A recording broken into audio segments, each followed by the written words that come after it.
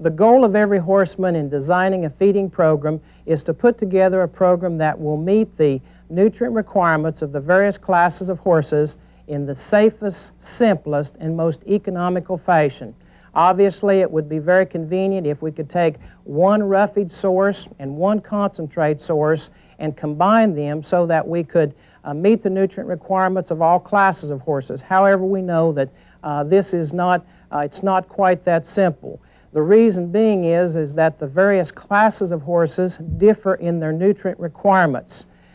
Feeds differ. Different feeds differ in their nutrient content. The same feed can differ in its nutrient content. This is particularly true for hay, depending upon where it was grown and how it was grown and how it was processed. Also, feeds differ in their cost. Therefore, it is somewhat challenging to take all these factors into account to decide which feedstuffs we're going to use in our feeding program. When we put together a feeding program, basically it's a two-part process. The first thing that we have to do, and this is a very critical and foundation decision, is to decide what our roughage source is going to be. It can be pasture or it can be a hay, either a grass or a legume hay. The second thing we do then is to decide what kind of concentrate that we are going to feed with the hay. Some large farms and ranches actually have a formula and mix their feed on site or have their feed mixed at a local plant. But the majority of horse people do one of two things. Either they purchase bagged feed or bulk feed that is commercially prepared, ready to feed, or they purchase whole grains and then purchase a protein, vitamin, mineral supplement that they can put with that grain to meet the nutrient requirements of those horses. Whichever of those three options that we've just talked about that you choose to use as a horse owner, obviously it's important to have a knowledge of the feedstuffs that we're going to feed. In this video on feeds for horses, we're going to discuss roughages, energy concentrates, then protein, vitamin, and mineral supplements. Along the way, we're going to talk about the physical characteristics of these feedstuffs and also their nutrient content, and then some cautions that horse owners need to be aware of with certain of the feedstuffs that we occasionally or oftentimes feed to our horses. If we utilize the information in this video, we should be able to put feedstuffs together in a feeding program that will meet the nutrient requirements of our horses in the safest, simplest, and most economical fashion.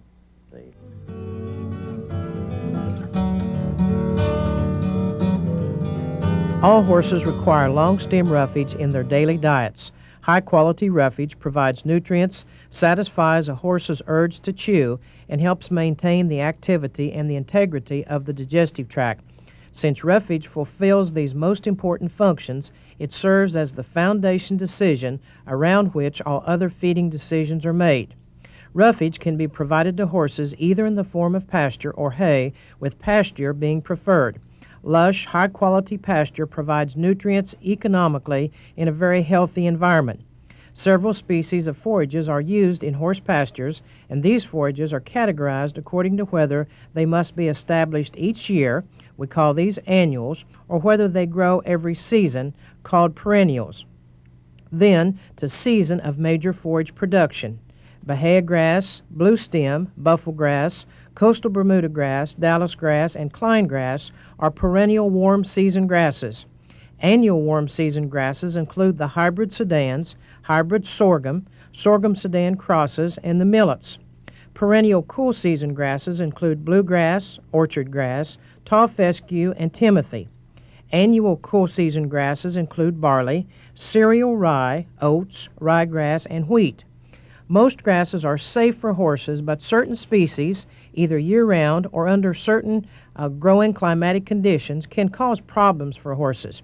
For example, acceptability, consumption, and liver problems have been reported for horses grazing Klein grass or eating Klein grass hay. Cystitis is occasionally reported in horses grazing hybrid Sudan sorghums and Johnson grass. Fescue is highly unpalatable much of the year, and infected fescue can cause reproductive problems characterized by prolonged gestations, abortions, thickened placentas, and agalactia, particularly when grazed by mares during the last 90 days of gestation. Horse owners should check with their local county extension agent for recommendation on species of grasses that are safe for horses, guidelines on establishing and maintaining pastures, and feeding management programs to follow when grazing problem grasses. When pasture is not available, and or if horses require more extensive management or intensive management, hay, which is just processed forage, is normally fed in place of pasture. Hays basically are divided into two categories, the grasses and legumes. Let's compare the nutrient content and characteristics of grass hays versus the legume hays. With regard to energy, grass hays, such as coastal, generally range from 0.7 to 0.8 megacalories of digestible energy per pound, and legumes, such as alfalfa, range from 0.8 to 1.0 megacalories of digestible energy per pound. Practically, this means that grass hays cannot be used as the sole source of energy for horses with high energy requirements, such as this cutting horse, but is adequate for horses with lower energy requirements, such as this mature idle horse. Concerning protein, legumes are higher in protein than grasses, legumes ranging from 12 to 16% crude protein or even higher, while grass hays generally range from 6 to 10% crude protein. Legumes and grasses differ little in their phosphorus content. However, legumes contain 3 to 4 times more calcium than do grass hays. It is obvious why legume hays are routinely used in feeding programs for horses with high energy, protein, and mineral requirements. Hays that are green, leafy, and fresh, and not over 6 months of age, will contain keratin, which can be converted to vitamin A by the horse. However, hays that are bleached, weathered, dark, or older than 6 months will contain little keratin. Therefore, the concentrate feed fed with this older type of hay must provide most, if not all, of the horse's vitamin A requirements. Most hays are safe to feed to horses. However, certain species, plus growing, baling, and storing conditions, can cause problems for horses. For example, fescue hay is unpalatable regardless of when baled. While very rare, occasionally, hybrid Sudan hay will cause cystitis problems. Dallas grass hay often contains a fungus that can cause incoordination problem in horses. Hay baled with too much moisture will mold, as is evidenced by either white or black spots of mold or powdery dust accompanied by a musty odor. Rusted wires are a sign of moldy hay. The older forage is, when baled, the lower its digestibility due to a higher lignin content, and subsequently the slower its rate of passage. Hay belly in horses, therefore, is often caused by poor quality hay, not just too much hay. Alfalfa is the most popular legume hay for horses due to its sweet fragrance, palatability, and a high nutrient content. Myths about alfalfa are that alfalfa precipitates kidney problems, causes increased sweating, and causes more digestive upsets than grass hays. As has already been discussed, alfalfa hay is high in protein content. When horses consume more protein than they require, such as is the case here, they urinate more to rid themselves of the protein they don't need. Excess urination does not hurt a horse with healthy kidneys. What about excess body heat? The conversion of excess protein to energy produces a small amount of additional body heat. However, excess sweating in horses fed alfalfa is mainly due to an increased fat deposition from increased energy intake. Horses abruptly provided large quantities of lush alfalfa will develop a loose stool, but this is temporary until the digestive tract adjusts to digesting the richer hay. In short, alfalfa does not ruin kidneys and heat and colic horses if it is fed properly.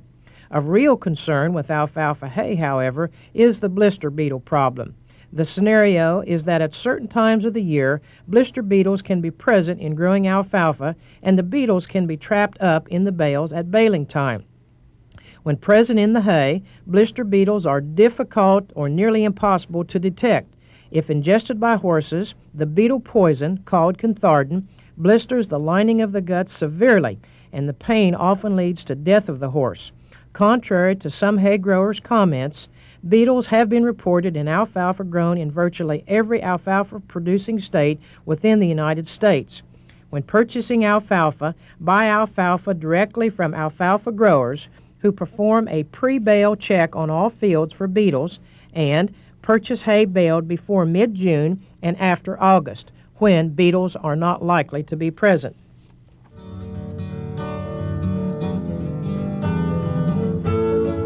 Hay is the foundation of a horse feeding program, and it's one of the most critical nutritional decisions that you'll make.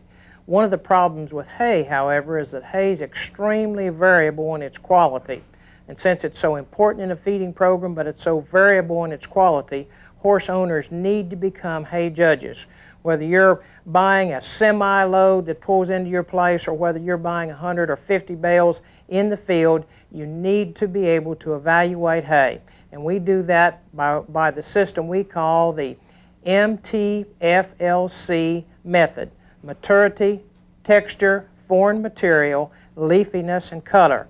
We're going to compare a couple of bales or blocks of hay up here on the selection criteria that we just talked about. Let's talk about maturity first. Maturity obviously means age. Younger plants are more highly digestible and more nutritious than older plants.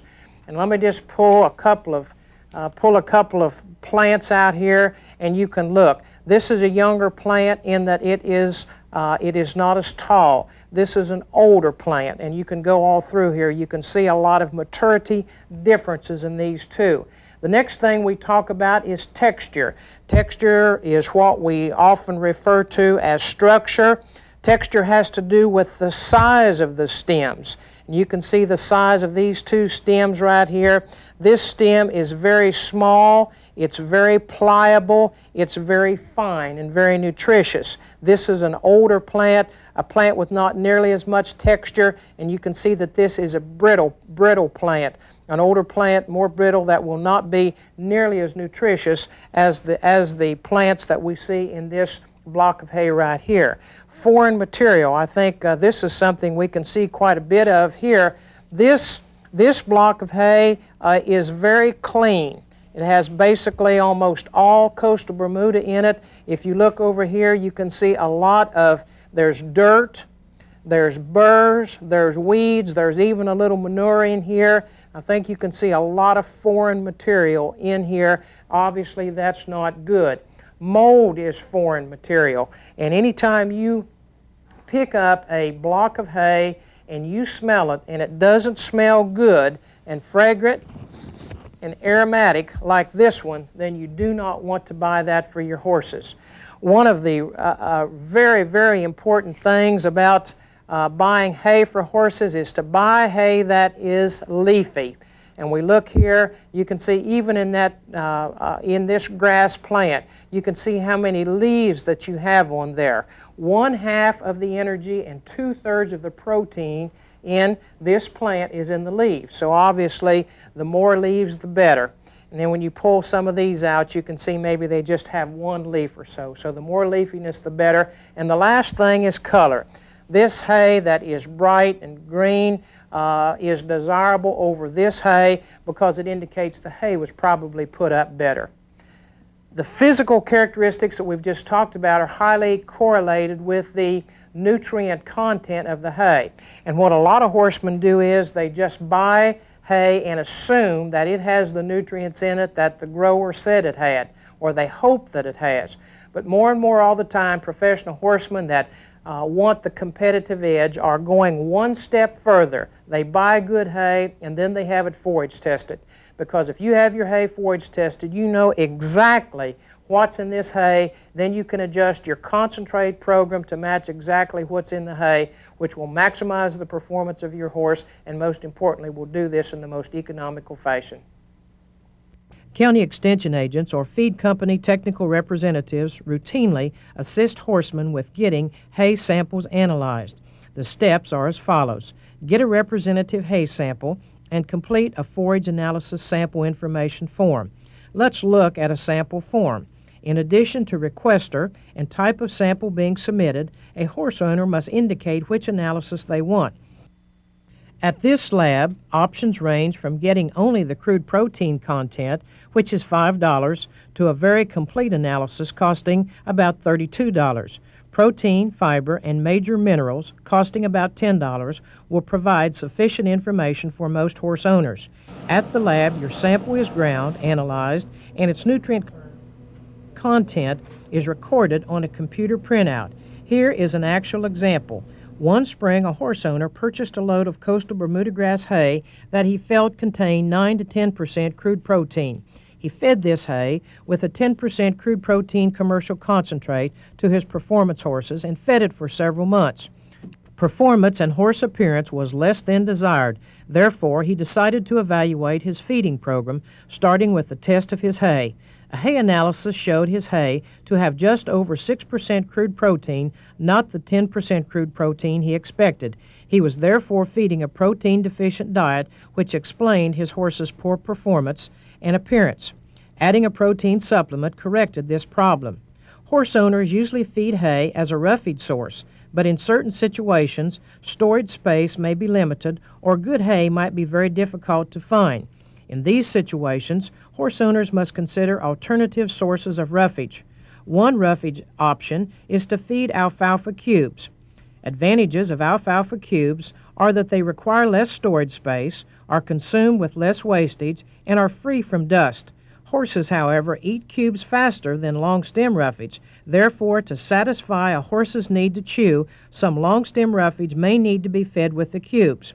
These alfalfa pellets look like pelleted, manufactured concentrate, but in fact are actually just smaller roughage cubes. Again, if alfalfa pellets are fed, some long-stem roughage may be needed. A few commercial companies manufacture a complete feed where the roughage is actually incorporated with the grain into a pellet or small cube. Here is one such feed.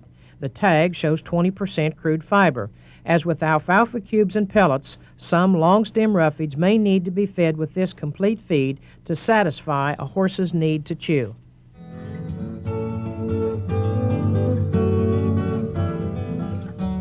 All horses require energy in their diets for basic maintenance. Certain classes of horses require additional energy above maintenance for certain functions such as reproducing, milking, growing, or working.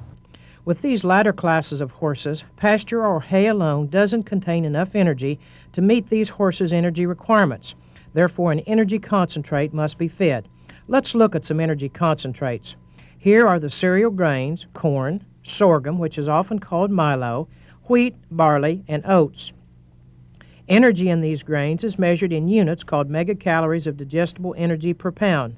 Corn is highest in energy content at 1.6, followed by sorghum at 1.5, wheat and barley at 1.4, and lastly oats at 1.2 megacalories per pound. Cereal grains are moderate sources of protein, ranging from 9 to 12% crude protein and phosphorus. Cereal grains are low in calcium content. Corn and some milos are the only cereal grains that provide keratin, the vitamin A precursor, to the horse. Let's discuss a couple common cereal grains that are commonly fed to horses. Oats is no doubt the most popular grain for horses. Why is this so? The reason? Fiber. Oats contain 11% crude fiber compared to barley at 6%, wheat at 4%, sorghum at 3%, and lastly corn at only 2% crude fiber. Fiber makes grain safe. Therefore, oats, the highest fiber grain, is the safest grain for horses, particularly when feeding expertise is limited. When purchasing oats, select oats on weight, size, cleanliness, color, smell, and moisture content. High-quality oats are heavy, plump, free of dust, seeds, and dirt, bright, smell fresh, and contain less than 11% moisture. Poor quality oats are light, thin, dirty, dark, and don't smell fresh. Whole oats are easily digested by most horses. However, many manufacturers process the oats. Steam flaking, rolling, or crimping high-quality oats improves their digestibility by about 5%. In addition to improving oat digestibility, manufacturers also process oats as they mix easier, which improves the consistency of a textured horse feed. Oats are safe, but due to their moderate to low nutrient content, they are not the perfect horse feed. Horsemen should avoid cutting or diluting commercially manufactured feeds with straight oats, as this practice destroys the nutrient balance of the manufactured feed. Let's look at another cereal grain, corn. Corn is available to horse owners in most states in the United States. However, many owners are afraid to feed corn. Claims often made are that horses that are fed corn become too spirited or high, sweat more, colic more, and are founder more frequently, or can die from moldy corn poisoning. Are these claims true? The answer is yes or no, depending upon how the corn is fed. Remember that corn is very high in energy density and very low in fiber. Corn is also a heavy grain relative to other cereal grains. Under poor management, if a horse owner abruptly switches from feeding 1 gallon coffee can of oats to a 1 can of corn of the same size, the horse abruptly receives 2 to 3 times more energy in exactly the same volume of feed. A 2 to 3-fold increase in energy intake obviously will make horses feel good. Unused additional energy does go toward fat deposition, and fat makes horses sweat. In extreme cases, if too much corn is fed too quickly and the digestive tract cannot handle this increased level of starch, colic and/or founder can result from a hindgut starch overload. These problems do not occur when corn is fed properly. What about corn poisoning? Corn harvested, handled, and or stored with a high moisture content can contain a mold mycotoxin specifically called fumonisin. When horses eat corn containing this mold, they may develop a condition called moldy corn poisoning. Such occurred in 1989, an extremely wet year, late in the harvest season, when thousands of horses in the Gulf Coast states, routinely fed corn, received some moldy corn, and certain horses subsequently developed the moldy corn poisoning syndrome. Most of these horses had consumed corn screenings or feeds formulated with corn screenings. Again, this is not a routine problem that horse owners should worry about.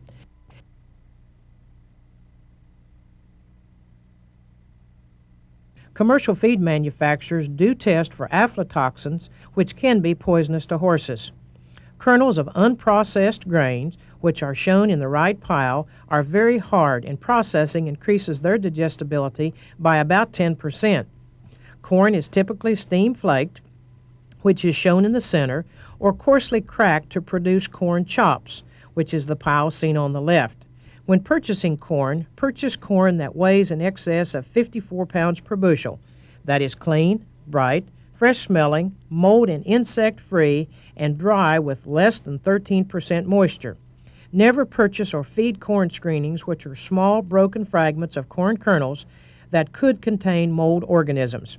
Information on purchasing, processing, and feeding other cereal grains, such as milo, wheat, and barley, is available from your local county extension agent or in various nutrition publications. While some horse owners purchase cereal grains and various supplements and mix their own feed, surveys indicate that 70 to 80% of horse owners purchase ready-to-feed commercially manufactured feeds. This being the case, let's discuss manufactured feeds, starting with how to read a feed tag. A feed tag is divided into 3 parts. 1, the guaranteed analysis, 2, the ingredient listing, and 3, the feeding directions. Let's first look at the guaranteed analysis. State laws at present require feed manufacturers to list and guarantee the crude protein, crude fat, and crude fiber in a feed. New regulations in 1995 will also require feed companies to list selenium, copper, and zinc.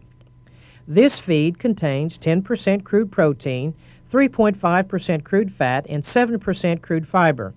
While not mandatory at present, this manufacturer has also listed the amount of certain minerals and vitamins in this feed. But where is the energy content shown on this tag? Feed manufacturers don't list the energy content of a feed on the feed tag, but feed store owners and feed company tech reps will provide this information if you ask.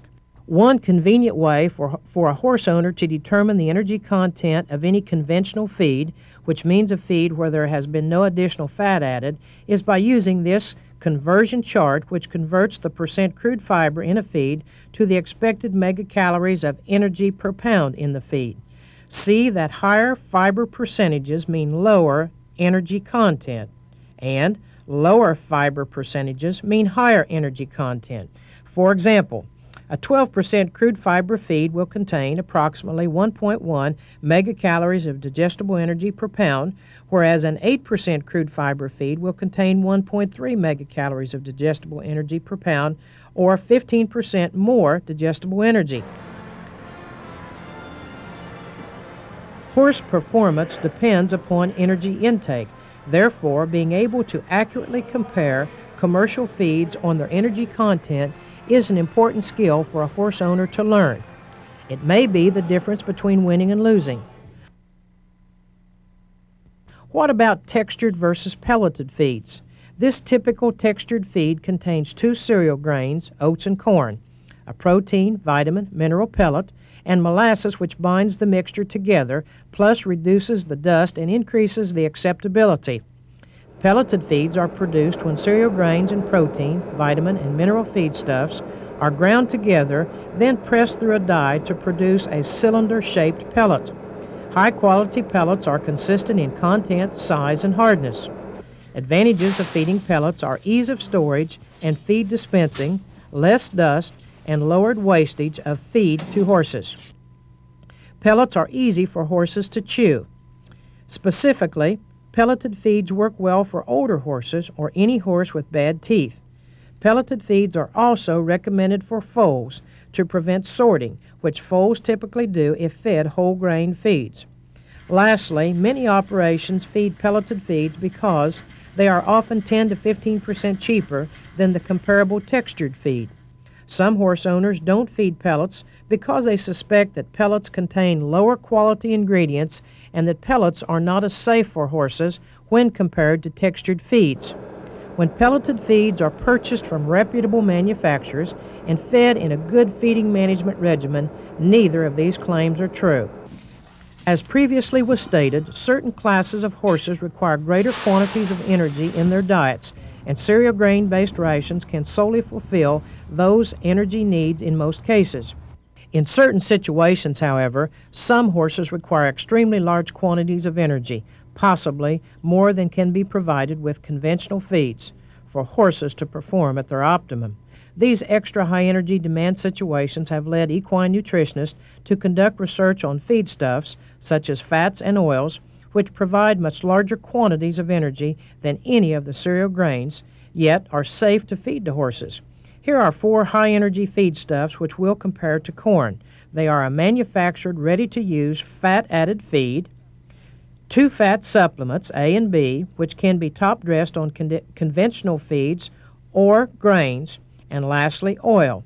These energy concentrates contain 1.6, 1.5, 1.8, and 2.3 megacalories of digestible energy per pound. Let's further discuss these energy concentrates. Here is a commercially manufactured, ready-to-use high-fat feed. It is produced by actually adding fat to the ration ingredients in the manufacturing process.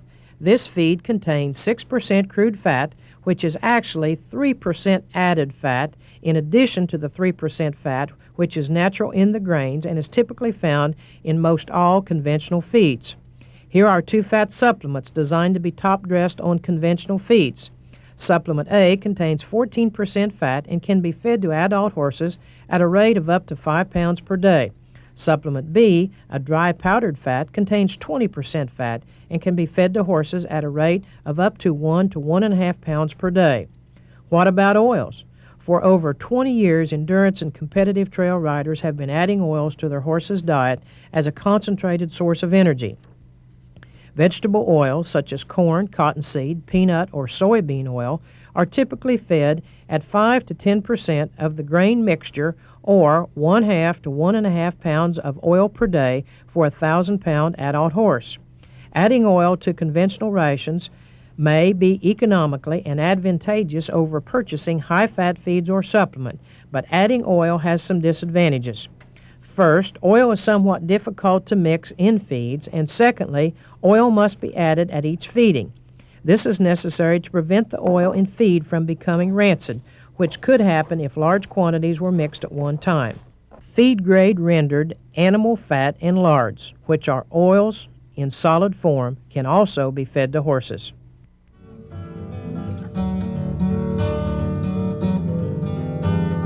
All horses require protein in their diets. Some require additional quantities of protein to perform certain functions. For example, these milking broodmares require 13% crude protein in their total daily ration. These sucklings over 16% crude protein in their total daily ration. High-quality legume hays are rich sources of protein. However, this type of hay often is not available or is extremely expensive to purchase, and grass hay must be fed. Cereal grains only contain 9 to 12% crude protein. Given this, higher protein commercially manufactured feeds or protein supplements must then be fed with grass hays or pasture to meet nutrient requirements.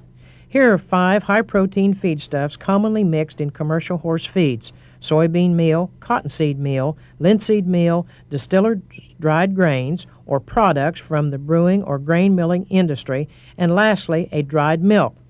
These protein concentrates typically range from 35 to 45% crude protein. In addition, these protein feedstuffs are moderate in energy and calcium content and are high in phosphorus. The protein content of a protein feedstuff is measured as a percent. Also important, however, is the quality of that protein. For example, soybean meal is a very high-quality protein because it has an ideal balance of the building blocks called amino acids which make up protein. On the other hand, cottonseed meal is a lower quality protein than soybean meal because it is low in one essential amino acid, lysine. When this amino acid is added, the value of cottonseed meal is improved to that of soybean meal. Soybean meal is the most widely used protein supplement used in horse feeds and in horse feeding. Soybean meal contains 44% to as high as 50% crude protein.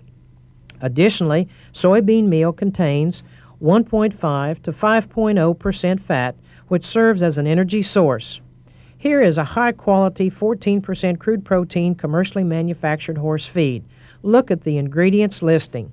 Soybean meal is shown as a source of protein, as are milk products, which are also very high in protein quality. Here is an 18% crude protein commercially manufactured feed. Look at its ingredient listing. Plant protein products and processed grain byproducts are the protein sources in this feed. No doubt the plant products are some soybean meal and other oilseed meals supplemented with synthetic amino acids. What about feeding protein supplements directly as a top dress? Soybean meal can be top dressed on whole grains, but soybean meal in storage quickly gets rancid or very bitter tasting. Soybean meal has to be specially ordered from most feed stores. Both cottonseed meal and linseed meal need amino acid supplementation. Distilled grains are not readily available, and milk products are very expensive. For these reasons, most horse owners prefer to feed a commercially manufactured, nutritionally balanced protein supplement. Here is one such supplement. This supplement contains 28% crude protein and is nutritionally balanced with essential vitamins and minerals. Adding this type of manufactured supplement at the manufacturer's recommended levels to either whole grains or conventional rations allows a horse owner to meet his horse's nutrient requirements in a nutritionally sound manner. Protein can be supplemented in other forms. Here is an 18% crude protein block. It is also fortified with the major vitamins and minerals. Protein blocks are designed for special situations, such as here, where mares are grazing a dormant pasture and where it is impractical for the owner to come feed them every day. These mares are getting enough energy from the pasture, but require a small amount of supplemental protein and also vitamins and minerals each day to meet their requirements. Block nutrients meet these requirements. The high salt content of the block limits the quantity of the block consumed each day. Be sure to follow the block feeding recommendations.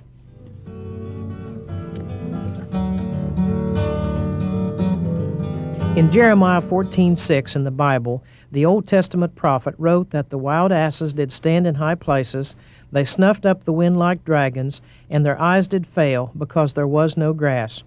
Jeremiah's observation that green grass was necessary for normal vision and that drouthiness caused blindness possibly was the first recorded case of vitamin deficiency in history. Horses require vitamins for normal body functions. Vitamins are responsible for skin, hair, hoof, and bone growth, normal muscle activity, and blood coagulation, plus they facilitate energy metabolism. Vitamin A functions to maintain the cells in the eyes and the lungs, which explains the deficiency syndrome described by Jeremiah. Vitamins are basically divided into two categories, fat-soluble and water-soluble. The fat-soluble vitamins are A, D, E, and K. The water-soluble vitamins include the B vitamins, such as thiamine, riboflavin, and many others, folic acid, niacin, biotin, choline, vitamin C, and others. On a feed tag, the fat-soluble vitamins are listed in international units, the water-soluble vitamins in milligrams or down to parts per million per pound of feed. The practical difference between the fat-soluble and water-soluble vitamins is in their capability to be stored in the body. Fat-soluble vitamins can be stored in the body's fat. Water-soluble vitamins cannot be stored in the body to any appreciable extent. Here are two practical applications of this. A horse owner has been feeding his horses pasture or fresh hay and a commercially manufactured concentrate with added vitamin A. The livers of these horses should contain a 6-month storage supply of vitamin A. The owner, however, switches to an oats and grass hay diet. An oats and grass hay diet, particularly if the hay is over 6 months old, contains little to no vitamin A activity. After 6 months on this diet providing no or little vitamin A, the horses could start showing some vitamin A deficiency symptoms. Another example, a barrel racer feeds a barrel horse a large amount of a B vitamin supplement prior to leaving to compete on a long 2-week circuit. Can the B vitamins be stored? No. Most of the B vitamins were excreted in the urine in less than 24 hours after they were fed. Horses normally receive vitamins 2 ways, 1 in the diet and 2 from their microbes. High-quality green-growing forage and fresh sun-cured hays are rich sources of most vitamins. Remember again, however, that hay loses its vitamin A activity when stored for over 6 months. The colored grains, such as corn and some of the sorghum grains, are rich sources of vitamin A activity. Inside the horse's gut, the microbes synthesize the vitamins K, C, and most of the B vitamins. While the microbes produce sufficient vitamin K and C to meet all of the horse's requirements, the microbes don't produce sufficient B1 or thiamine for the really hard-working horse. Therefore, additional thiamine must come from the diet. Horse owners feeding commercially manufactured feeds don't have to worry about meeting their horse's vitamins requirements because company nutritionists have formulated their feeds to meet these requirements. For example, this 10% crude protein horse feed contains vitamin ingredients which lead to the quantities of vitamins that are listed on the tag. Roughages and grains vary in or are limited in vitamin content. Horse owners feeding cereal grains and hay rations, particularly to horses with higher nutrient requirements, will need to feed a vitamin mineral supplement. Many companies offer correctly balanced protein, vitamin, and mineral supplements for top dressing on cereal grain rations. Here is one example supplement. When feeding a complete supplement, feed one, feed it according to the directions, and don't overfeed it. Overfeeding supplements can cause toxicities and upset critical dietary nutrient balances. In short, overfeeding supplements can be just as harmful as feeding nutrient-deficient rations. In certain unique situations, such as with sick, debilitated horses or horses with unique nutritional problems, the use of other nutritional products may be warranted. Consult with an equine nutritionist before using.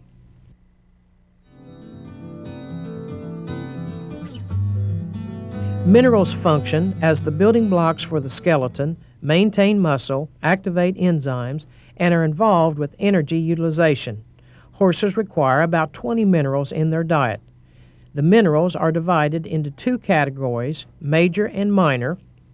based upon the quantity required daily by the horse. The major minerals, also called macrominerals, or quantitatively the most required minerals, are sodium and chloride, which is salt, calcium, phosphorus, magnesium, potassium, and sulfur. Major minerals are listed as a percentage on a feed analysis tag. The minor minerals are manganese, iron, cobalt, copper, zinc, iodine, fluoride, selenium, and several others. Micro minerals are measured in milligrams per pound of feed. Trace minerals are measured in parts per million per pound of feed. Here is a tag from a typical 10% crude protein horse feed. The tag lists the quantities of major or macro minerals, calcium, phosphorus, salt, and manganese, in this feed. Potassium and sulfur have also been incorporated into this ration. However, the actual quantities of these minerals are not listed. Also, note the amounts of the minor minerals, manganese, zinc, copper, iron, and selenium in this feed. When this high-quality 10% crude protein horse feed is fed with high-quality pasture or hay to horses with low nutrient requirements, such as horses at light work, no additional supplementation would be necessary. Some horse owners, however, choose to feed cereal grains, such as oats or corn, and not manufactured feeds with their pasture or hay. Since naturally growing feeds contain little sodium and chloride and often marginal levels of other minerals, mineral supplementation in this case will be necessary.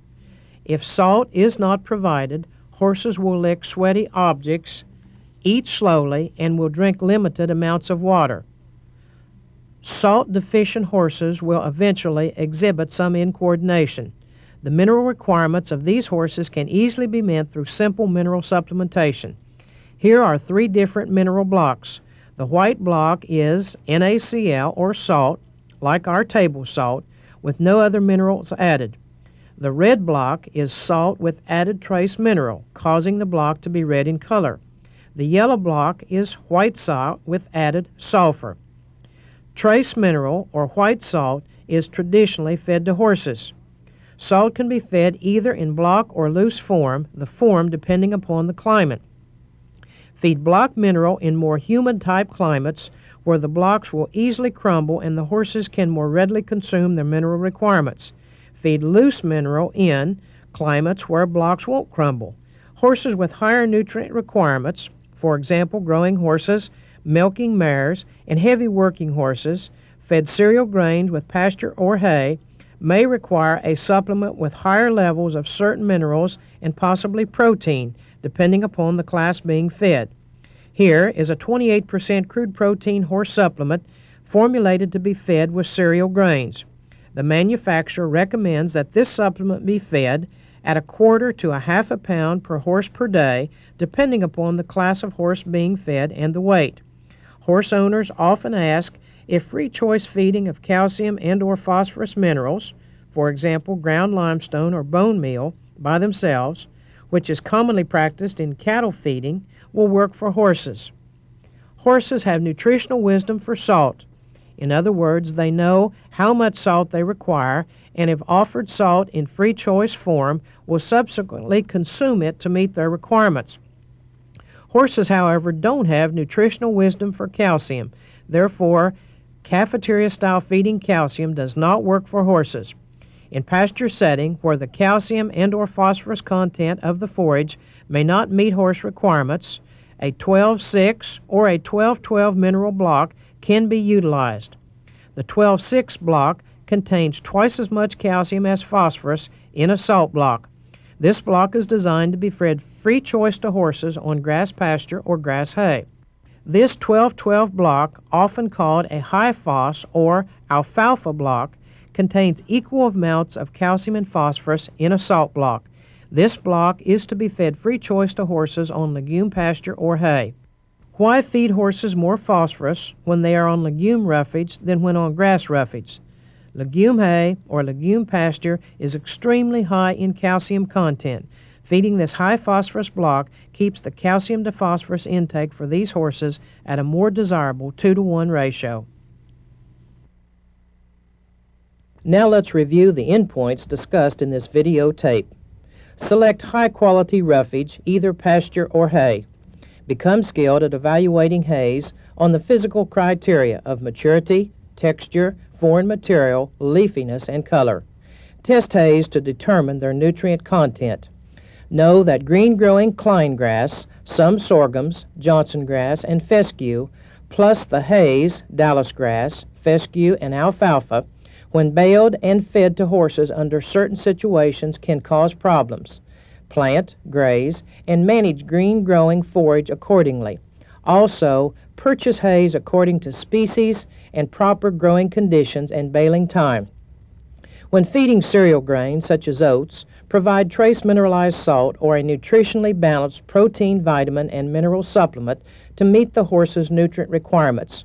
When feeding a protein, vitamin, and mineral supplement, feed only one and always according to the manufacturer's recommendations. Never overfeed.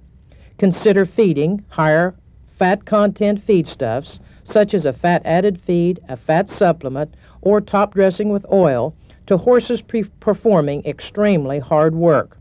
When feeding commercially manufactured feeds, such as a textured or pelleted feed, feed according to the manufacturer's recommendations. Don't add supplement or cut or dilute this feed with cereal grains. When evaluating commercially manufactured feeds, select feeds based on the feed tag's guaranteed analysis and ingredient listing. Feed block mineral in humid climates and feed loose mineral in arid climates. By following these guidelines, you will be able to incorporate the safest, most economical feedstuffs in your horse feeding programs.